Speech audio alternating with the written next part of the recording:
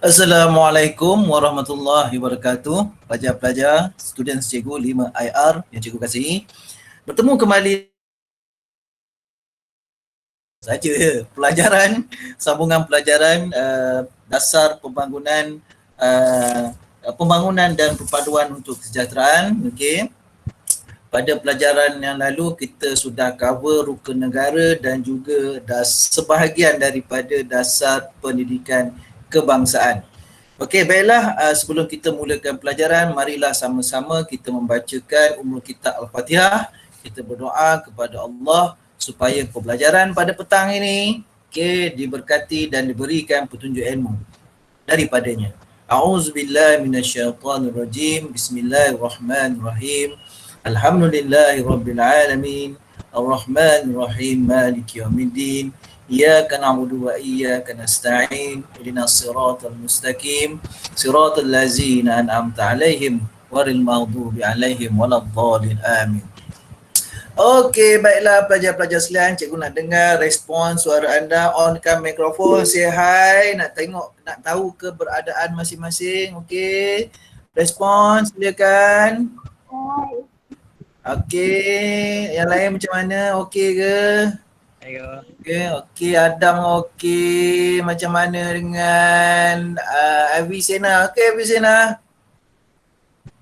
Suara sikit nak dengar. Okey. Alhamdulillah. Hazril macam mana Hazril? Hazril okey bagi mesej. Daniel macam mana? Okey cikgu. Alright. Fatih tu nama Nurul Fatihah. Okey. Okey. Alhamdulillah. Siti okey Siti? Okey. Alhamdulillah okey. Baiklah. Hari ni kita belajar santai-santai je petang-petang ni dan sebenarnya cikgu tidaklah merancang untuk mengajar sehingga pukul 2.30 petang sebab kita akan habiskan sehingga sukat untuk perpaduan Jadi mungkinlah pelajaran kita tak sampailah pukul 2.30 petang. Okey. Baiklah.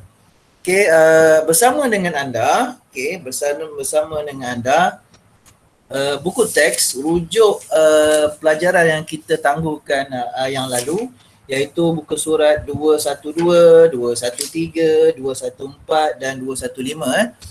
Kita akan sambung dasar pendidikan kebangsaan. Okey. Jadi bersama dengan anda, cikgu kongsikan skrin cikgu iaitu slide pelajarannya. Okey, lihat skrin masing-masing. Okey, baiklah. Okey, kita teruskan dengan slide tersebut. Teruskan. Okey, baik, cikgu nak tanya. Kalau tidak silap cikgu, kita baru sampai ordinan pelajaran. Betul ke? Ordinan pelajaran ni kita last belajar pada pelajaran yang lalu. Betul ke? Confirm balik? Betul ke? Betul. Okey, betul kan? Ordinan pelajaran. Okey, baiklah. Jadi seperti biasa cikgu minta, okey kejap azan sebenarnya, jadi kita berhenti sekejap untuk menghormati azan. Azan sekarang ni, mungkin azan di tempat anda, kita berhenti sekejap beberapa minit untuk beri laluan kepada azan zuhur. Okey kejap off.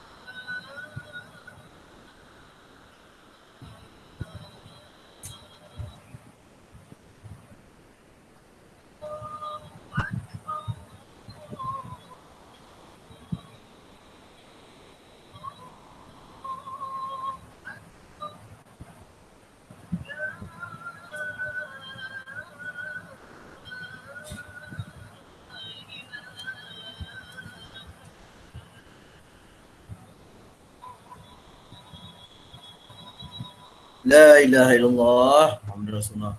Allahumma rabb hadhihi da'wah.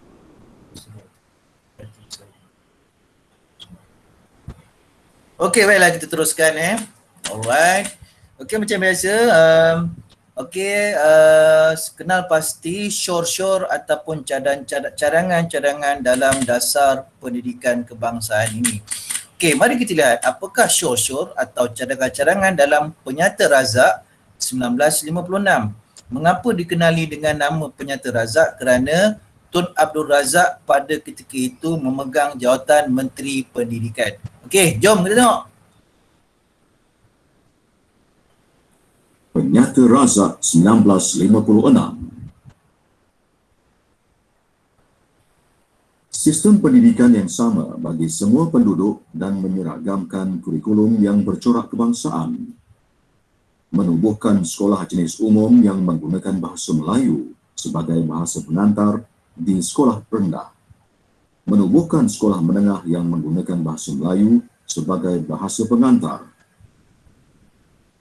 Baik, ini cadangan-cadangan dalam Penyata Razak. Okey, sistem pendidikan yang sama, highlightkan menyeragamkan kurikulum supaya bercorak kebangsaan, menubuhkan sekolah jenis umum. Sekolah jenis umum yang menggunakan bahasa Melayu sebagai bahasa pengantar di sekolah rendah. Jadi sekolah vernacular Cina dan India ditukar kepada sekolah jenis umum, okey, yang menggunakan bahasa Melayu sebagai bahasa pengantar di sekolah rendah. Sekolah menengah juga menggunakan bahasa Melayu sebagai bahasa pengantar. Okey, kita teruskan, sambung. Penggunaan bahasa Melayu dan Inggeris diwajibkan di semua sekolah. Penyata Razak dijadikan Ordinan Pelajaran 1957. Baik pelajar-pelajar, bahasa Melayu dan bahasa Inggeris diwajibkan diajar semua sekolah.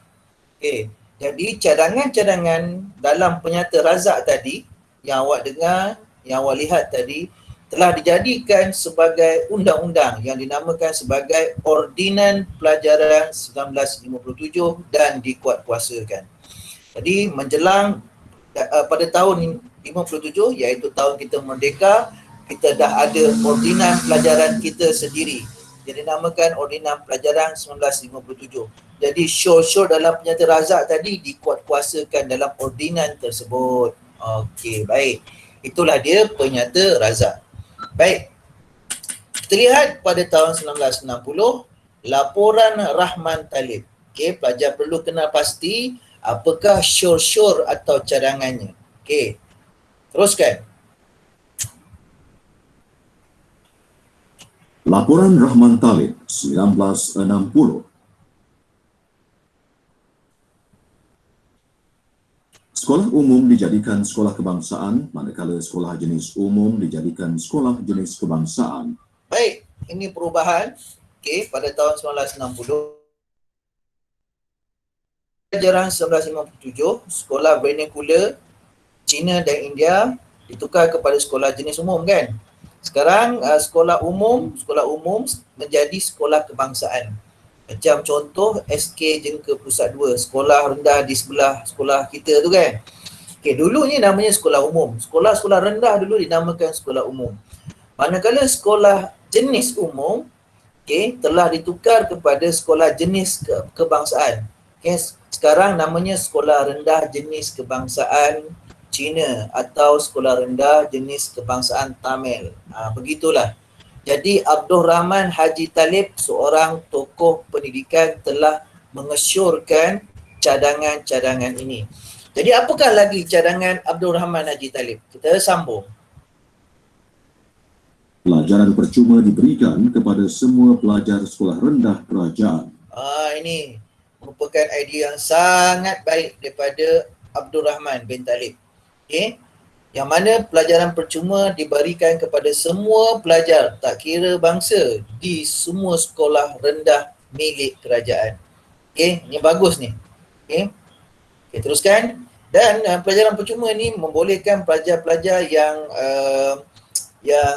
kesepitan hidup, yang miskin dapat belajar, dapat menikmati kemudahan pendidikan, dapat menikmati pembelajaran, dan tidak akan ketinggalan dalam pelajaran. Kita sambung. Menjadikan bahasa Melayu sebagai bahasa kebangsaan. Sekolah rendah yang menggunakan bahasa Inggeris sebagai bahasa pengantar ditukar kepada bahasa Melayu. Sebagai usaha memartabatkan Bahasa Melayu dijadikan bahasa pengantar. Sebagai usaha memartabatkan bahasa Melayu di peringkat sekolah, bahasa Inggeris yang dijadikan bahasa pengantar di sekolah rendah ditukar kepada bahasa Melayu. Begitu juga dengan di sekolah menengah. Okey, bahasa Melayu dijadikan bahasa pengantar di semua sekolah menengah. Okey, sambung Pendidikan Islam diajar di semua sekolah bantuan penuh kerajaan jika terdapat lebih 15 orang pelajar Islam. Yang ni juga satu inisiatif yang sangat-sangat baik. Okey. Pendidikan Islam diajar di semua sekolah bantuan kerajaan atau sekolah bilik kerajaan jika terdapat 15 orang pelajar Islam. Jadi usaha ini disusuli dengan pendidikan moral. Jika sekolah itu ada 15 orang pelajar bukan Islam, maka pendidikan moral boleh diajar di sekolah tersebut. Perkara yang baik sebenarnya, syur yang sungguh baik. Okey, baik. Kita teruskan.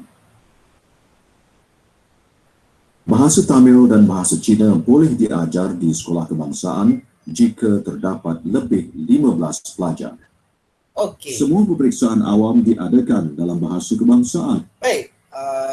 Bahasa Cina, bahasa Tamil. Kalau lebih 15 orang, ada orang Cina, orang Tamil lebih 15, bolehlah diajar bahasa Cina dan Tamil di sekolah tersebut. Okey, tetapi sebenarnya hari ini, pada zaman moden ini, sebenarnya bahasa Cina, bahasa Tamil boleh diajar di sekolah sekiranya terdapat permintaan dari murid dan juga ibu bapa. Boleh sebenarnya. Sebagai contoh, katakanlah sekolah kita mana ada pelajar India. Okey. Tetapi ada beberapa orang pelajar Melayu, yang nak ambil bahasa Tamil atau bahasa Cina. Boleh, tak ada masalah. Kalau sekarang lah. Okey.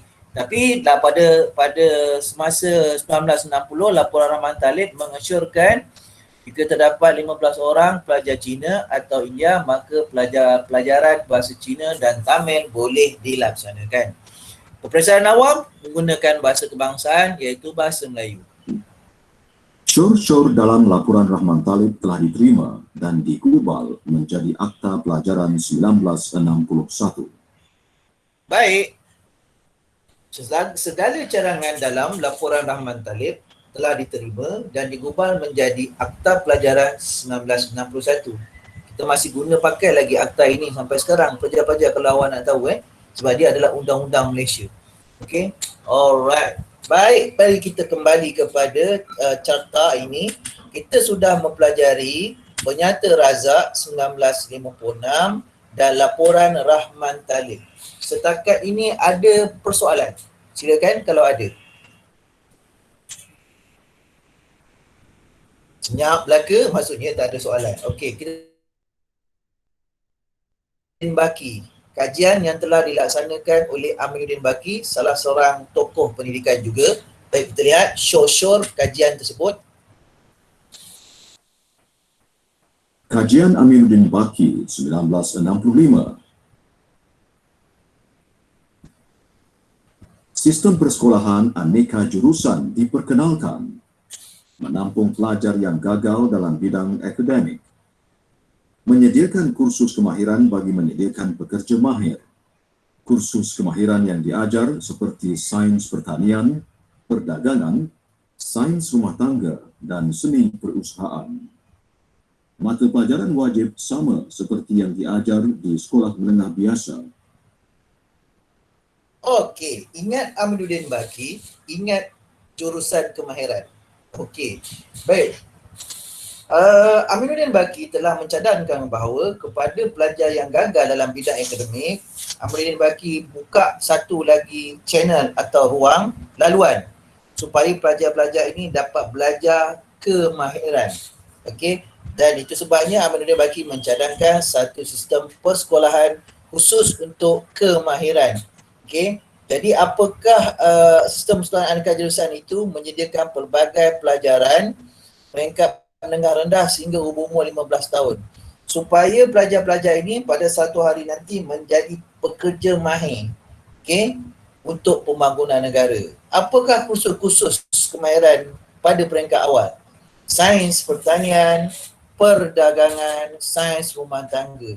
Okey, hari ini sains pertanian masih kekal ada. Perdagangan telah ditukar kepada perniagaan hari inilah. Sains rumah tangga ada. Dulu ekonomi rumah tangga. Dulu sains rumah tangga tukar pada ekonomi rumah tangga. Tukar balik kembali kepada asal sains rumah tangga. Seni perusahaan, ni adalah ni bagus ni seni perusahaan ni. Okey, cikgu ingat balik apa ni bekas guru cikgu yang mengajar semasa cikgu sekolah rendah Guru-guru ni sangat berkemahiran dalam kerja-kerja tangan. Okey, sebab guru-guru cikgu dulu dia merupakan lepasan SP, lepasan seni perusahaan. Sangat mahir. Okey, membuat projek-projek yang berasaskan kayu dan besi. Okey. Kalau orang tahu kan dulu sekarang ni tak tahulah kemahiran pelajar-pelajar macam mana. Kalau dia dibandingkan orang dulu sangat hebat sebenarnya. Bayangkan kayu daripada hutan, kayu balak tu yang bulat tu boleh diproses menjadi papan dan boleh diproses jadi projek akhir. Okey, kemudian seni perusahaan menjadi subjek kemahiran hidup bersepadu. Jadi kita tengok masa projek kemahiran hidup bersepadu, papan-papan kayu sudah siap diproses. Pelajar cantumkan aja. Dia jadi mudah kat situ. Jadi kat sini cikgu nampak bahawa sebenarnya seni perusahaan ni memang betul-betul mengeluarkan produk ataupun tenaga kerja yang sangat mahir. Okey, buktinya bekas guru cikgu dulu dia merupakan lulusan seni perusahaan sangat-sangat mahir. Okey, bagi sebatang kayu yang contoh tebang kayu tu, dia boleh proses, dia boleh ketam, dia boleh jadikan papan lapis, dia boleh bentuk meja, boleh bentuk projek dan sebagainya. Memang cukup mahir lah. Sekarang seni perusahaan dah tak ada dah. Kemahiran hidup bersepadu pun sudah tak ada. Sekarang ialah reka bentuk teknologi, RBT. Baik. Walau bagaimanapun, pengenalan aneka jurusan oleh Amiruddin Baki sebenarnya satu inisiatif yang sangat-sangat baik. Memberi peluang kepada pelajar-pelajar gagal dalam bidang akademik untuk kelaluan satu lagi, laluan alternatif supaya mereka menjadi tenaga mahir untuk negara. Okey, baik, kita teruskan. Okey, Jawatan Kuasa Kabinet 1974. Jawatan Kuasa Kabinet 1974 melahirkan sumber tenaga manusia yang diperlukan oleh negara, melahirkan masyarakat yang bersatu padu, berdisiplin dan terlatih, penekanan terhadap penguasaan kemahiran membaca, menulis dan mengira, 3M. Kenaikan darjah secara otomatik, penekanan terhadap sekolah vokasional, sukatan pelajaran. Okey, di sini ada perkara yang menarik perhatian cikgu. Contoh. Yang ni biasalah. Melahirkan sumber tenaga manusia yang tadi pun, Amiruddin Baki pun mengenakan aneka jurusan, Jawatan Kuasa Kabinet pun sama. Okey, baik yang ni 3M. 3M ni penekanan. Membaca, menulis dan mengira. Penekanan pada tahun 1974 itu, pelajar-pelajar menguasai yang ini, membaca, menulis dan mengira sebelum ke tahap yang lebih tinggi lagi. Jadi, sebelum dia masuk sekolah menengah, pelajar-pelajar ni dah ada ni, kemahiran ni, membaca dengan baik, dia faham apa dia baca, menulis dengan baik, dia faham apa dia tulis, dan dapat mengira dengan baik, pengiraan asas dalam matematik. Dan satu lagi, kenaikan darjah secara automatik.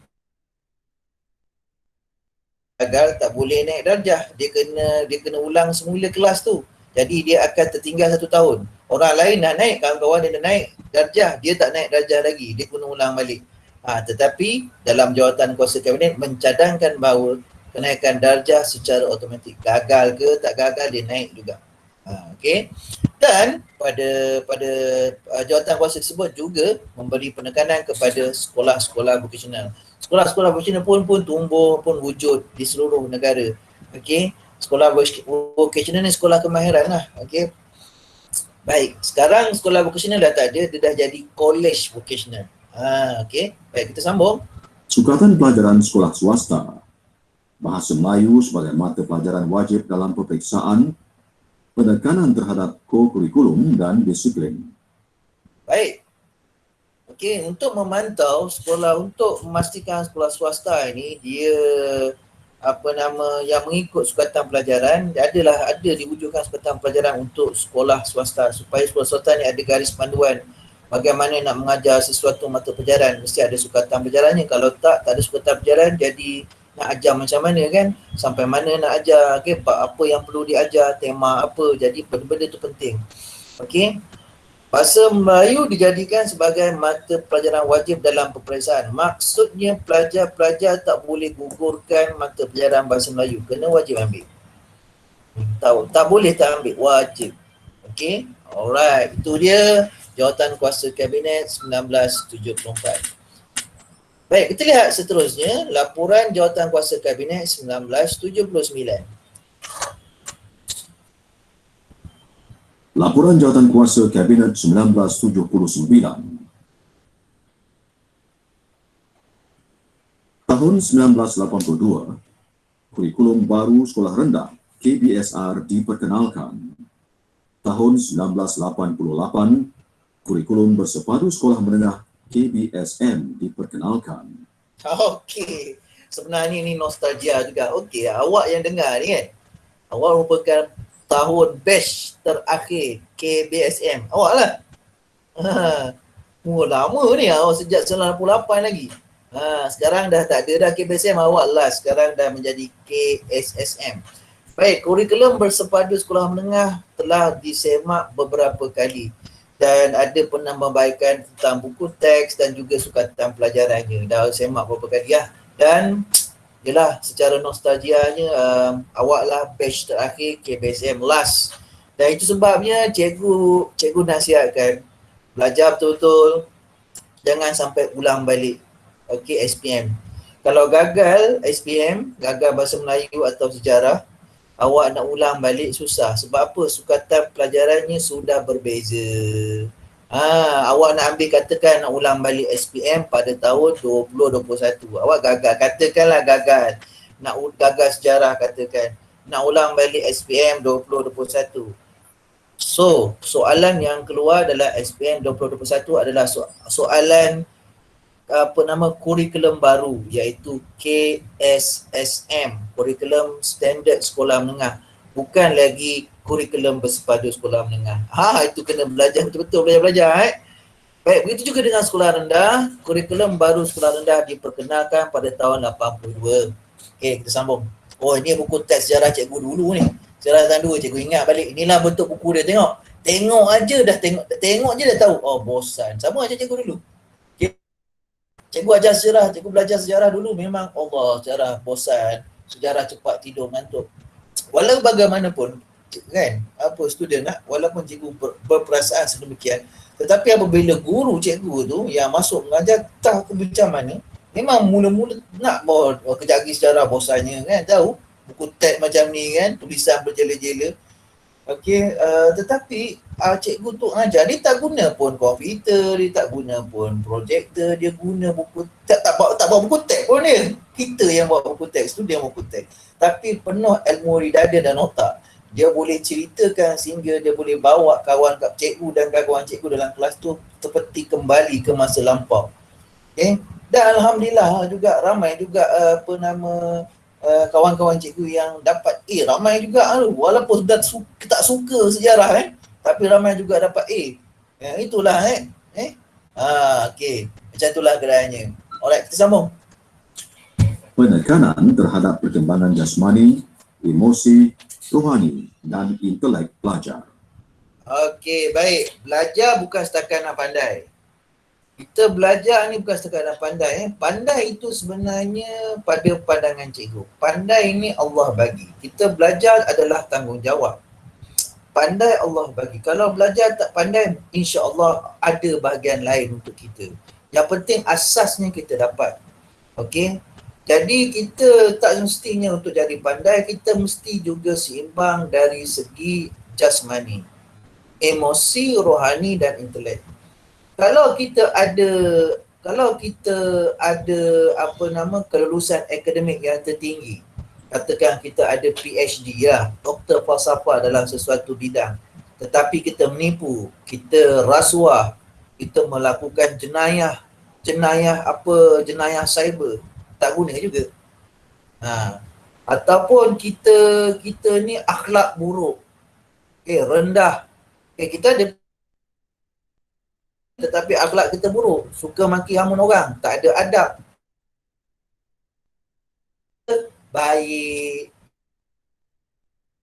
bukan alim, baik, sopan, santun, berjuru sangat nampak senior je, wah tunduk lalu, tumpang lalu senior, pelajar terima tumpang lalu senior, tetapi kita tak ada ilmu yang asas, kita tak tahu apa-apa kosong pun tak boleh juga. So kita mesti ada 4 perkara yang penting, ada 4 perkara itu. Yang pertama, jasmani, kita kena cergas, badan kita kena cergas, kena sihat, kena ada senaman, makanan yang sihat, gaya hidup sihat. Emosi mestilah stabil. Emosi.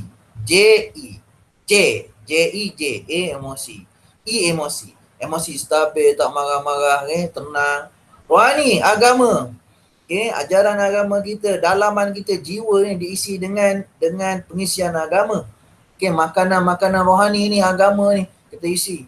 Dan intelek, kepandaian kita, belajar akademik dan sebagainya. So inilah 4 perkara yang perlu kita tekankan. Dan sebenarnya inilah kerajaan ataupun Kementerian Pendidikan tekankan, supaya pelajar keluar daripada sekolah, daripada universiti, dah ada JERI ni. Okey, baiklah, selesailah laporan Jawatan Kuasa Kabinet 1979. Dan kita teruskan dengan falsafah pendidikan kebangsaan. Baik, dalam falsafah pendidikan kebangsaan, bendanya simple saja. JERI tu, cikgu tunjukkanlah juga.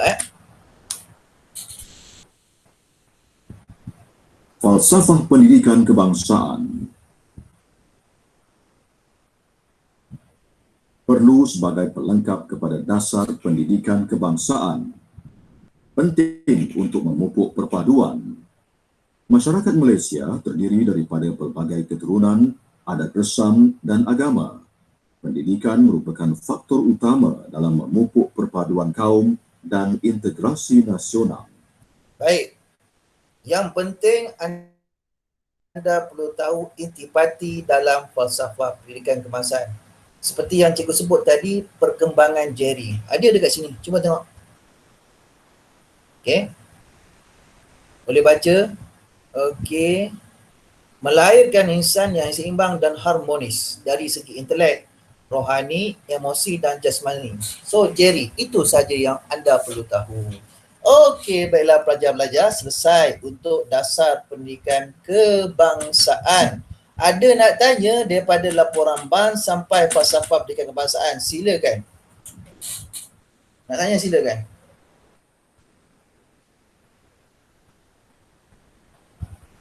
Ada tak? Tak ada, senyap je. Maka kita sambung. Akta Bahasa Kebangsaan.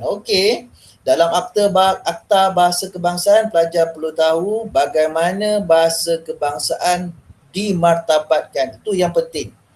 Usaha-usaha memartabatkan bahasa Melayu dalam bahasa kebangsaan, rujuk buku teks buku surat 216. Kita teruskan. Akta Bahasa Kebangsaan. Kedudukan bahasa Melayu sebagai bahasa kebangsaan termaktub dalam Perkara 152 Perlembagaan Persekutuan Tanah Melayu 1957 sebagai usaha memartabatkan bahasa Melayu.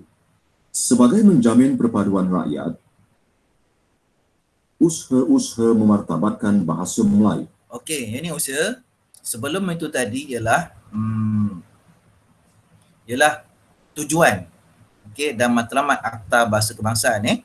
So Akta Bahasa Kebangsaan ni adalah dijadikan undang-undang. Dia undang-undang Malaysia, pelajar-pelajar mesti guna bahasa kebangsaan dalam segala urusan rasmi kerajaan.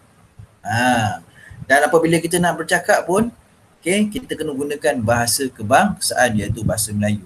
Baik, kita lihat usaha-usaha memartabatkan bahasa kebangsaan. Tahun 1956. Sekali lagi. Buhan Dewan Bahasa dan Pustaka pada tahun 1956. Highlightkan ya. Pelancaran Minggu Bahasa dan Bulan Bahasa. Memperkenalkan slogan Bahasa Jiwa Bangsa. Penggunaan bahasa Melayu di sekolah menengah sebagai bahasa pengantar. Akta Bahasa Kebangsaan pada tahun 1970, bahasa pengantar di sekolah rendah Inggeris ditukar kepada bahasa Melayu. Penubuhan Universiti Kebangsaan Malaysia pada tahun 1970. Pada tahun 1982, bahasa Melayu menjadi bahasa pengantar di semua sekolah menggantikan bahasa Inggeris. Pada tahun 1990, bahasa Melayu digunakan di mahkamah. Baik pelajar-pelajar, itulah tadi usaha-usaha memartabatkan bahasa Melayu. Okey, jadi pelajar harap dapat highlightkan usaha-usaha tersebut. Baik, cikgu nak ulas tentang Minggu Bahasa dan Bulan Bahasa serta slogan Bahasa Jiwa Bangsa. Semasa cikgu di bangku sekolah dulu, Minggu Bahasa dan Bulan Bahasa memang diraikan dengan meriah sekali. Sampai ada lagu dia. Cikgu ingat lagi, cikgu pernah nyanyi lagu tu bila sampai Minggu Bahasa dan Bulan Bahasa. Tapi tak tahulah kalau awak pernah dengar lagu ni. Jadi kita tunjukkan, cikgu kongsilah lagu ni. Lagu tentang bahasa jiwa bangsa. Okey, untuk itu cikgu nak buka YouTube sebentar. Okey, cikgu kongsikan bersama anda. Okey, jadi dekat sini kita cari bahasa jiwa bangsa. Ada lagu dia, ada bahasa. Okey, bahasa jiwa bangsa. Okey. Cikgu nak tunjukkan yang ni adalah yang lama Okey, satu choir pada tahun 70-an lebih kurang, 60-an 70-an ni. 70-an rasanya. Okey, kita cuba dengar. Inilah lagu-lagu yang sering bermain di corong-corong radio apabila sampai pada Minggu Bahasa dan Bulan Bahasa.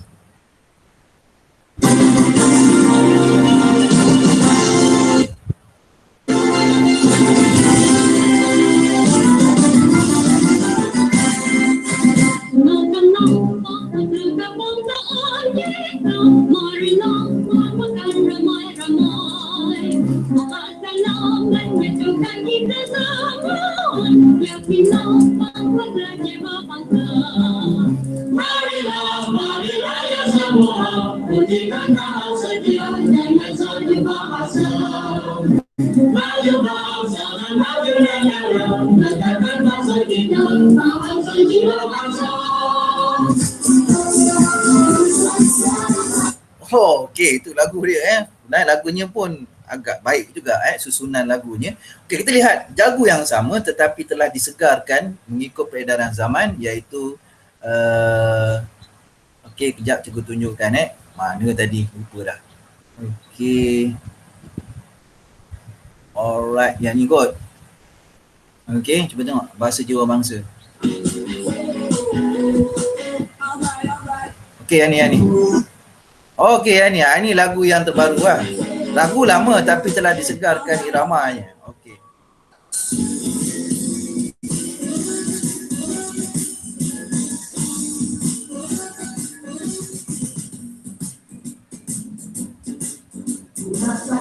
Bahasa kebangsaan kita, marilah amalkan ramai-ramai. Bahasalah menyatukan kita semua, jadilah bahasa jiwa bangsa. Marilah ya semua, buktikanlah setia dengan satu bahasa. Maju bangsa dan maju negara, banggakan bahasa kita, bahasa jiwa bangsa. Gunakanlah bahasa kebangsaan kita, marilah amalkan ramai-ramai. Bahasalah menyatukan kita semua, jadilah bahasa jiwa bangsa.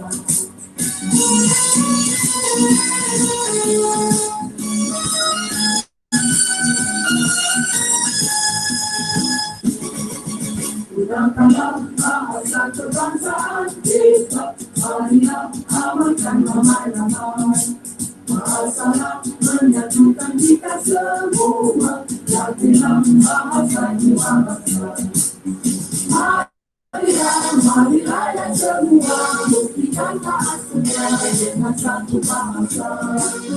Maju bangsa dan maju negara, banggakan bangsa kita, bahasa jiwa bangsa. Gunakanlah bahasa kebangsaan kita. Bahasa menyatukan kita semua. Yakinlah bahasa jiwa bangsa. Alright, itulah tadi lagu tema Bulan Bahasa Jiwa Bangsa yang telah disegarkan kembali ramanya. Okey, agak sedap juga sebenarnya. Okey. Alright. Jadi itulah dia tentang Akta Bahasa Kebangsaan. Kita teruskan dengan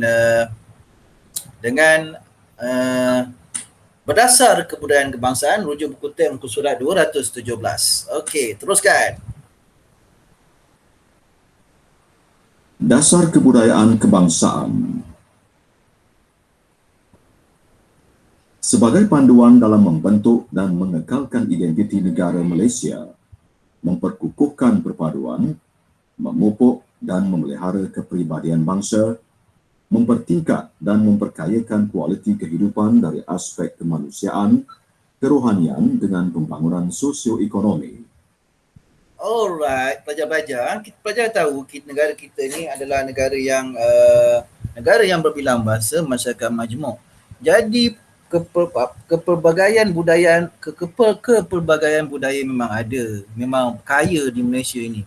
Jadi perlu satu dasar untuk memastikan kebudayaan ini dapat bergerak bersama-sama secara harmoni. Sebagai contoh, katakanlah ada kawan kita, saudara kita yang berbangsa Cina nak menganjurkan tahun baru Cina, mengajak kawan-kawan Melayu yang beragama Islam ke rumah terbuka. Okey. Jadi, saudara kita yang Cina ni dia faham ajaran tentang agama Islam. Okey. Bahawa agama Islam melarang meminum arak, alkohol dan juga memakan babi dan juga binatang tidak bersembelih. Dia faham benda tu. Jadi, saudara kita yang bangsa Cina ni dia upah catering Melayu Islam. Dia tak nak gunakan dia tak nak serve, tak nak hidangkan arak, tak nak hidangkan babi, tak nak gunakan pinggan mangkuk ni untuk masak makanan, untuk jamuan untuk orang Melayu yang datang. Sebaliknya mereka mengupah catering untuk menyediakan makanan supaya semua kawan-kawan saudara Cina ni yang bahasa Melayu dan juga bangsa India dan bangsa Melayu dapat makan bersama-sama. Itulah baru dikatakan keharmonian. Barulah dapat memperkukuhkan perpaduan. Macam itulah pelajar-pelajar. Dasar kebudayaan kebangsaan ini berteraskan 3 prinsip utama. Semua pelajar rujuk buku teks muka surat 217. Untuk maklumat. Apakah prinsip utama? Boleh highlight kan? Rujuk buku teks muka surat 217 untuk maklumat. Kebudayaan raya asal rantau Melayu sebagai tunjang. Itulah prinsip pertama. Jadi budaya Melayu sebagai tunjang. Tetapi budaya-budaya lain boleh diamalkan, boleh diterima. Sekiranya budaya itu wajar, tidak bercanggah dengan norma-norma ketimuran. Tidak bercanggah dengan agama-agama. Boleh. Dan Islam adalah sebagai satu unsur yang terpenting dalam dasar kebudayaan kebangsaan ini. Itu sebab kita lihat bahawa dasar kebudayaan kebangsaan kita ni sangat-sangat unik dan dia sesuai dengan acuan Malaysia ini. Jadi budaya-budaya yang tak sesuai, yang bercanggah dengan ajaran agama, kita tidak praktikkan. Di setengah-setengah tempat contoh budaya-budaya saling bertukar arak dan sebagainya. Contohlah sebagai contoh apabila kita menang dalam satu pertandingan sukan di negara luar, dia akan meraihkan dengan tos botol arak tu. Cuba tengok. Tapi di Malaysia pertandingan peringkat tempatan memang tak dibuat macam tu. Contoh Piala Malaysia ataupun Liga Perdana bola sepak Liga Perdana. Sebarang pertandingan peringkat kebangsaan tidak ada pun budaya tos arak kat macam tu apabila pasukan itu memang tak ada. Cuma apabila kita anjurkan pertandingan peringkat antarabangsa, contohnya perlumbaan Formula 1 di Letas Pang yang melibatkan yang melibatkan pasukan daripada negara-negara luar, itu dia ada TOS lah. Itu sebab dia bukannya bercorak tempatan, itu peringkat antarabangsa. Yang cikgu cakap yang ni adalah yang berkaitan kebudayaan kita, iaitu di peringkat tempatan. Kita tak terima budaya-budaya macam tu. Itu kena ingat dapat faham tentang dasar kebudayaan itu tadi. Alright. Baik. Dan budaya kepelbagaian budaya ini telah membentuk satu identiti Malaysia yang sungguh-sungguh unik, okey, di mata dunia. Baik, kita teruskan yang terakhir. Okey, muka surat 218, sukan untuk perpaduan. Okey. Sukan untuk perpaduan. Sebagai alat perpaduan, menyemarakkan semangat patriotik, terbuka kepada... Baik.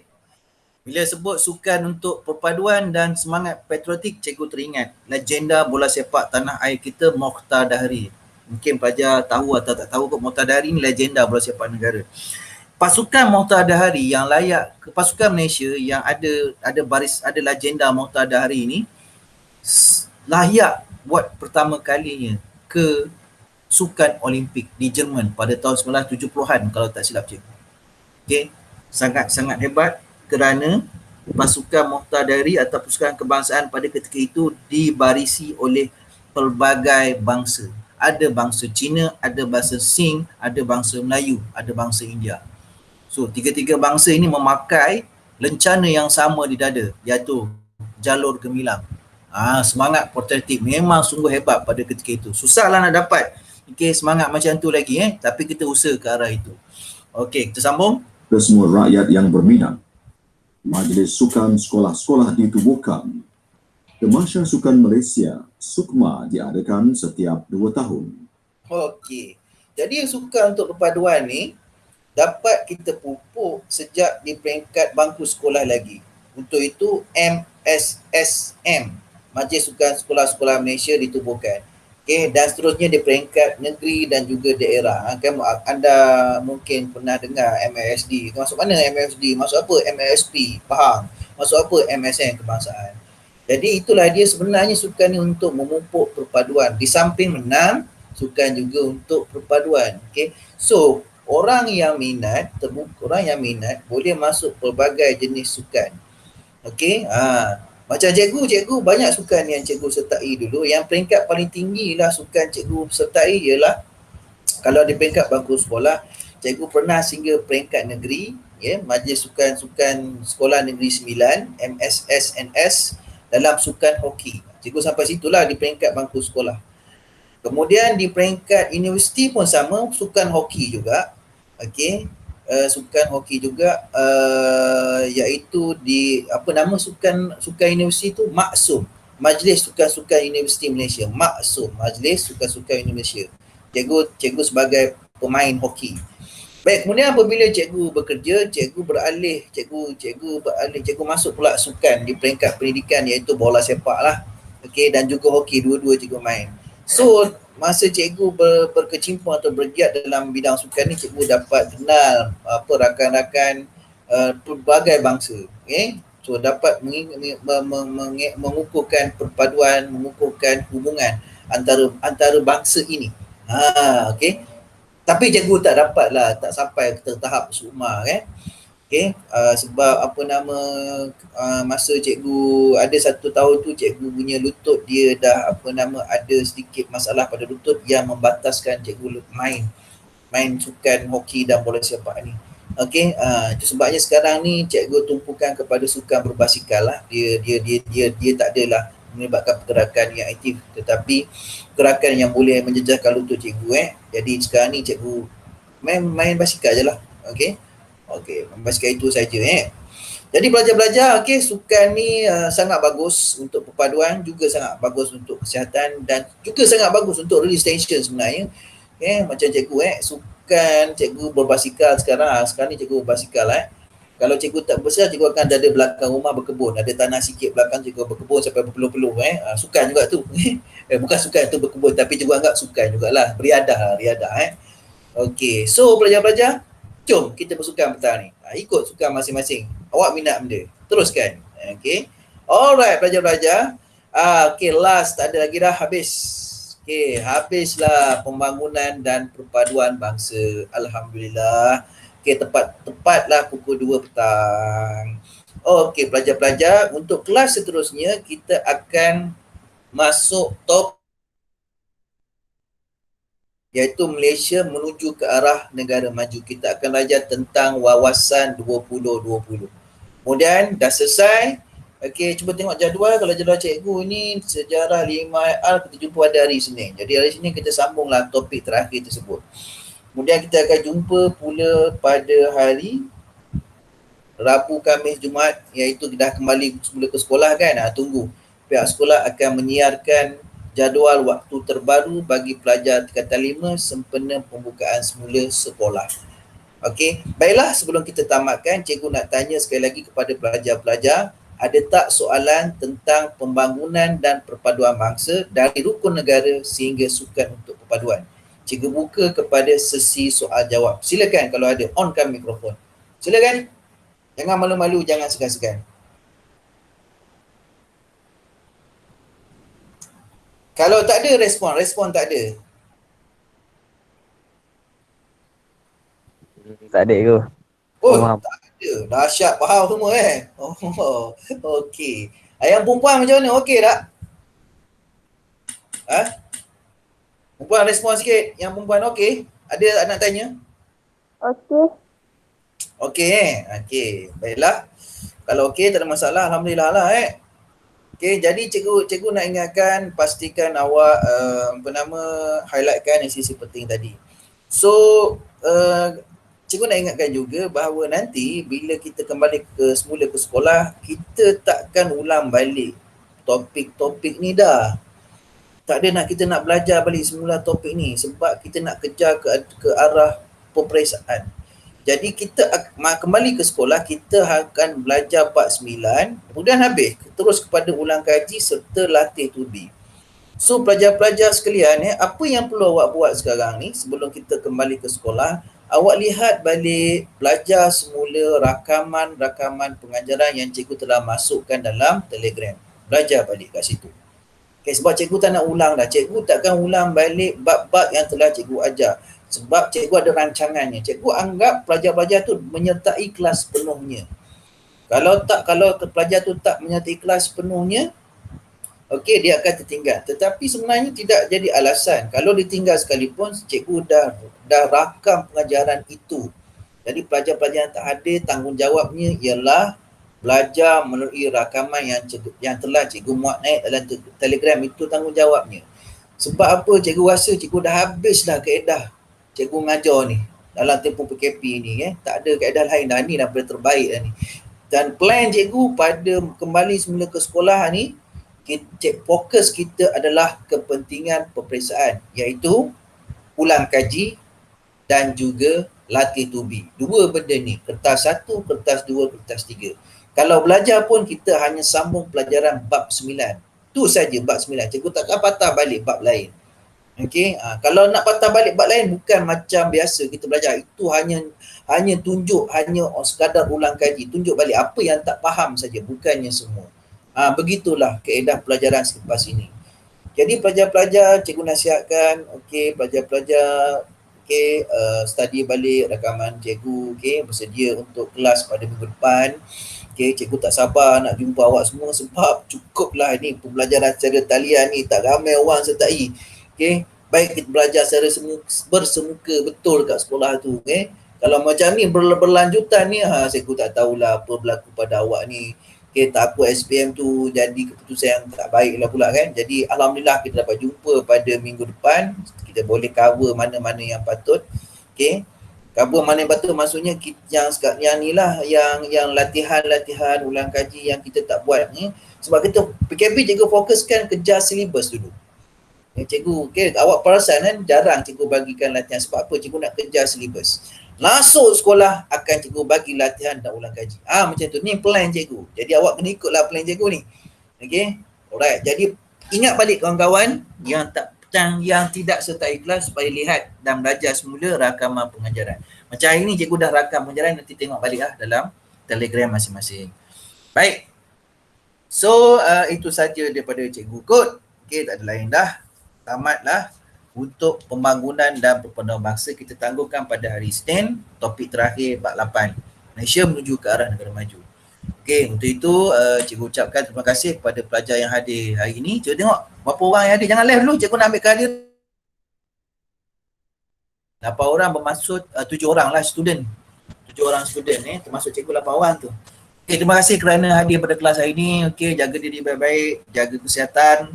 Okey, salam salam cikgu kepada ibu bapa dan penjaga masing-masing Okey, awak kekal di rumah. Kalau tak ada apa-apa, kekal di rumah. Kalau nak keluar boleh. Riadah-riadah, janganlah okey, buat aktiviti yang tidak bermanfaat Okey. Nak release station keluar sejak boleh, tak ada masalah. Okey. Pastikan beritahu ibu bapa dan sebagainya. COVID masih ada lagi ni. Okey, jangan sembrono keluar-keluar Jaga. Ambil langkah-langkah keselamatan sebelum keluar rumah tu Okey, itu saja daripada cikgu. Okey, terima kasih. Cikgu ucapkan Assalamualaikum warahmatullahi wabarakatuh.